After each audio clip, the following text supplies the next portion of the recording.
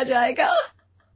अरे ये सिद्धि की अलमारी के सामने खड़े होकर क्या बड़बड़ा रही है? जाकर देख मेहमानों को विदाई की मिठाई मिली कि नहीं। अब हाँ माँ जी, क्यों नहीं, लेकिन पहले कपड़े तो बदल लूं।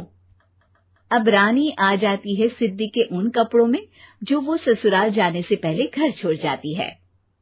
अरे रानी, कुछ दिन रुक जाती। अरे ये तो सिद्धि बिटिया को मैंने ही दिया था, बड़ा ही फबता था उस पर, तुझ पर तो कुछ खास नहीं लग रहा। अब वो ना मेरे सारे कपड़े गीले थे तो सोचा पहन लूं। वैसे भी सिद्धि को कौन सा दिन पुराने आउटडेटेड कपड़ों को पहनना है। वैसे भी ये सूट तो मैंने तभी पहना था, वैसे खास है भी नहीं ये। हाँ ठीक है, लेकिन ना मेरी सिद्धि पर तो जमता था। सारे मेहमान चले जाते हैं और सिद्धि ससुराल से मायके पहली बार आती है। अपना घर, अपना कमरा, अपनी अलमारी। ये बोलकर जैसे ही सिद्धि अलमारी खोलती है तो सामने उसके कपड़ों की जगह कुछ और ही रखा होता है। माँ, ओ माँ, जरा कमरे में तो आना। सास और रानी वहां पहुंच जाते हैं। रानी ने पहनी होती है सिद्धि की जींस और टी शर्ट। अरे भाभी, ये क्या?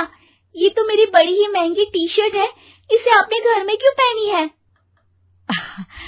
अरे बहुत मिलती है दीदी ये चौक की मार्केट में, 150 में। ओ भाभी प्लीज, ये एरोपोस्टल है, 2000 की एक टी शर्ट। ओहो, 2000 में तो दीदी 4 साड़ी आ जाए। अब क्या बोलूं भाभी, ये मेरी अलमारी में छोटू के कपड़े, तो मेरे कपड़े कहाँ हैं? मेरी अलमारी में। अब दीदी आपको कौन से पुराने कपड़े पहनने थे? माना भाभी, लेकिन मैं जब घर आती तो यही सब पहनती ना। अरे तुम तो बड़ी कंजूस हो दीदी। खैर, वक्त आता है जब सिद्धि ससुराल के लिए रवाना हो रही होती है। अरे रानी, अंदर से सिद्धि का गिफ्ट ले आ, लड़की पहली बार ससुराल से मायके आई है। रानी अंदर जाती है और एक सिंपल सी साड़ी लेकर बाहर आ जाती है।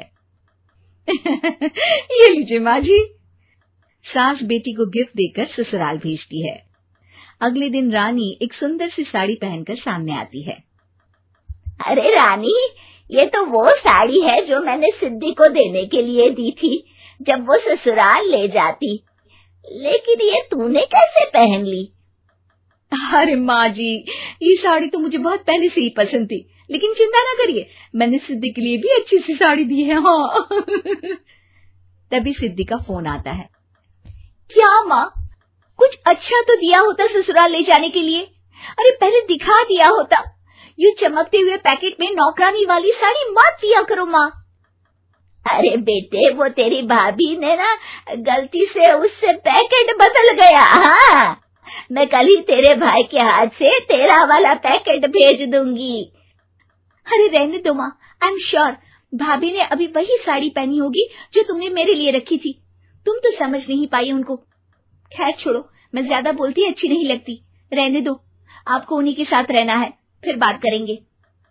सास को रानी पर गुस्सा आ जाता है। वो उसके कमरे में जाती है जहाँ वो शादी का एल्बम देख रही होती है। रानी, मार्केट जाकर एक ऐसी ही साड़ी लेकर आ, कल प्रतीक जाकर सिद्धि के घर दे आएगा। अरे क्यों माँ जी, कितनी साड़ी देनी है दीदी को? यहाँ कोई सेल लगी है क्या? अरे चुप कर, मेरे बेटी के हिस्से की साड़ी खुद पहन ली, अब ज्यादा ज्ञान बांट रही है। एक दिन सिद्धि का फोन आता है। माँ, मेरी सास ने आप सबको खाने पर बुलाया है। सारे लोग सिद्धि के ससुराल पहुँचते हैं। खाना खाकर वो लोग निकल रहे होते हैं कि सिद्धि की सास सभी को गिफ्ट देती है। अरे बहन जी, बेटी के घर का खाना खा लिया, यही बहुत है जो आप ऊपर से गिफ्ट भी दे रही है। अरे बहन जी, आप भी कहाँ इन बातों पर विश्वास कर रही हैं। सास सभी को गिफ्ट देती है, लेकिन रानी को जो साड़ी देती है वो अजीब सी हरे रंग की, लाल रंग की बड़ी छाप वाली होती है। अरे छी, ये कौन पहनेगा? सासू माँ को तो जरी वाली इतनी सुंदर, और मेरे लिए ये नौकरानी वाली।